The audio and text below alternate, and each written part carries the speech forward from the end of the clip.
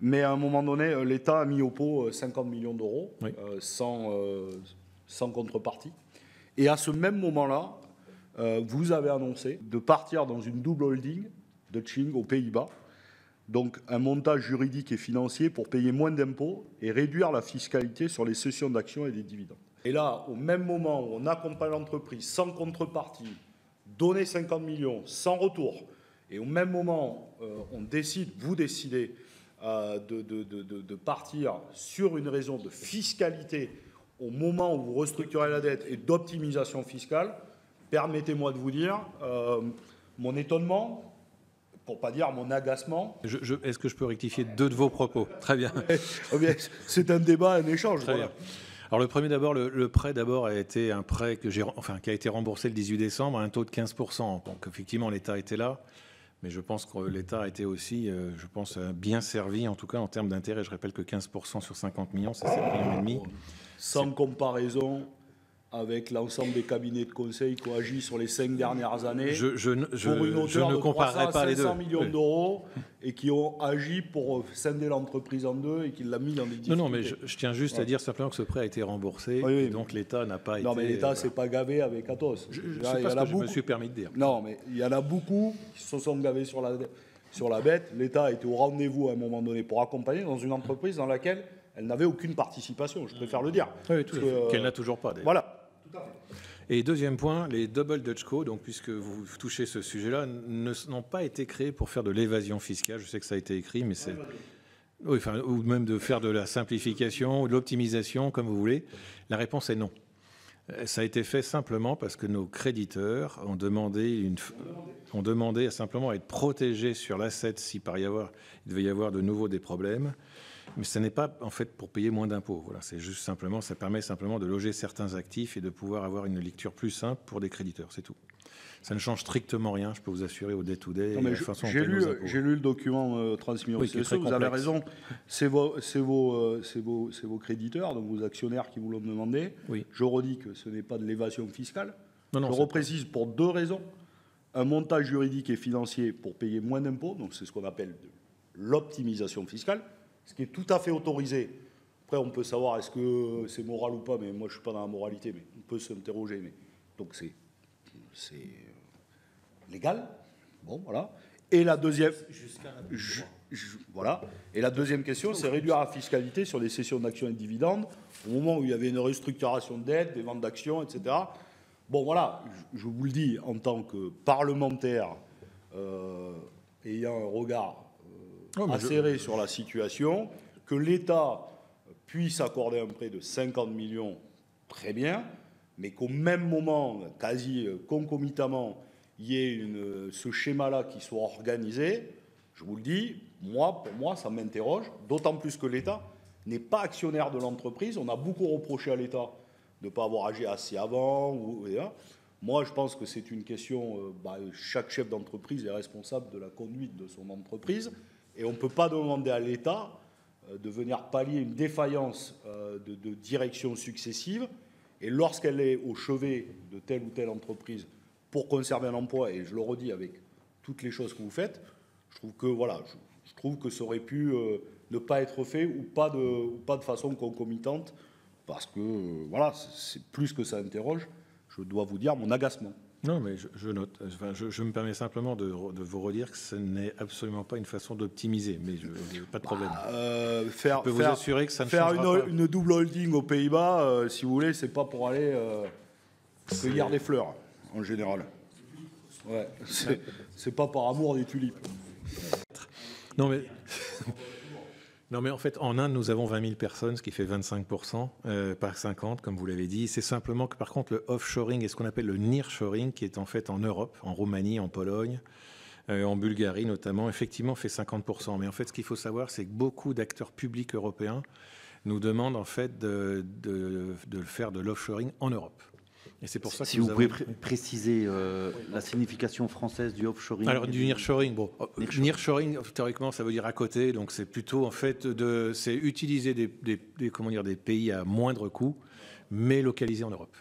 Offshoring, c'est utiliser des pays à moindre coût, mais en dehors de l'Europe, si je puis. Voilà. Donc c'est pour ça que nous sommes très présents en Inde, nous sommes un peu en Philippines. Il faut comprendre aussi, quand je vous ai dit tout à l'heure. Je me permets de corriger vous pouvez votre correction. D'accord. Bon, moi, j'avoue, aucun mal. Vous avez raison. Sur 75 000, 25 000, ça fait pas 20 000, ça fait 25%, un quart. Non, on est plus près du tiers quand même. Si vous voulez. Et voilà, donc, allez, un partout.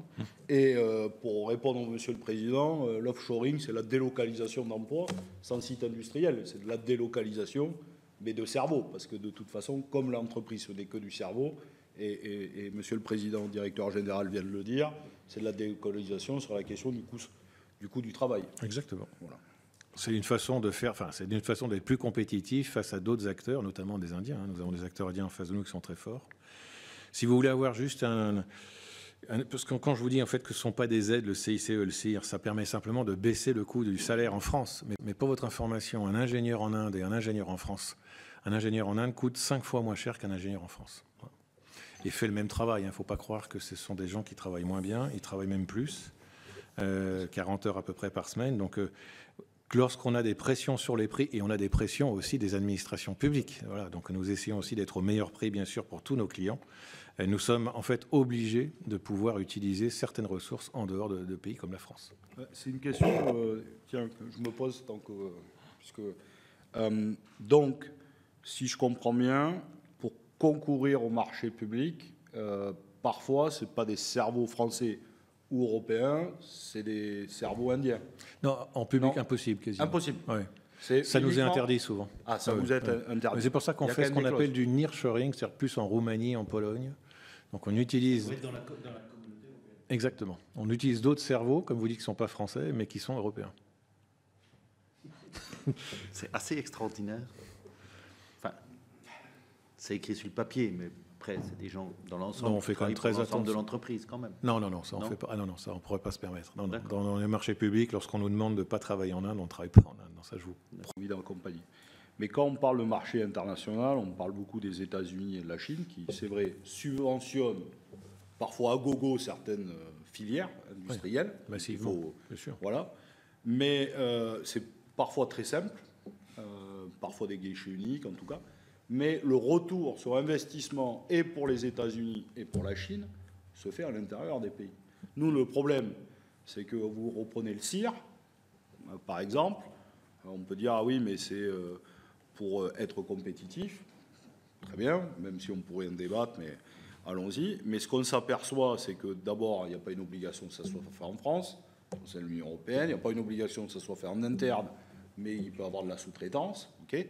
Puis surtout, il n'y a aucune contrepartie pour industrialiser derrière. Et ça peut donc, on peut faire de la recherche-développement en France ou au sein de l'Union européenne, mais après, aller le délocaliser sur le coût du travail. Oui, mais là, il y a un problème. C'est-à-dire, donc, on ne peut pas demander d'un même temps de la simplification, moins d'État, moins de normes, et après nous dire il faut que l'État, par contre, soit extrêmement présent en termes d'argent public, et pour le coup, sans contrepartie pour la nation. Vous voyez, c'est ça la question. Donc, guichet unique, simplifier les choses, je pense que nous sommes prêts à regarder. Je crois qu'aucun parlementaire ne peut dire là aussi. Par contre, on voudrait au minimum que l'argent public serve à ce qu'on fasse de la recherche et développement en France au sein de l'Union européenne, et après qu'on industrialise, en tout cas sur notre territoire ou au sein de l'Union européenne. Vous voyez, parce que les États-Unis, ils ne financent pas la recherche et développement aux États-Unis pour après aller industrialiser en Europe. Hein. Comment vous vous positionnez là-dessus, Monsieur nous, le Président, en fait, par exemple, et on en parlait ce matin, vous avez même des boîtes étrangères qui viennent faire leur R&D en France pour profiter des aides publiques sur le R&D pour aller après développer l'industriel chez eux. Et des boîtes françaises qui bénéficient aussi des aides aux recherche et développement, le CIR, bien sûr, et qui vont, hors France faire la production. Atos, pour nous, je ne dis pas qu'on demande à ce que 100% de la production se fasse en France. Mais enfin, il y a quand même un minimum. Je ne sais pas ce que vous en pensez. Nous, déjà, sur Atos, on produit tout en France. Donc, nos supercalculateurs sont à Angers. On a décidé justement de refaire complètement notre nouvelle usine. Donc, on a un très gros projet pour plusieurs années qui sera conduit ensuite par l'APE. Moi, je continue simplement à faire en sorte que ce projet ne s'arrête pas, puisqu'on l'a inauguré récemment, d'ailleurs, en début d'année. Enfin non, c'était l'année dernière, excusez-moi. Et donc en fait, l'activité supercalculateur et notre activité de logiciel est localisée en France. Donc c'est-à-dire que toutes les aides que nous recevons, notamment du CIR,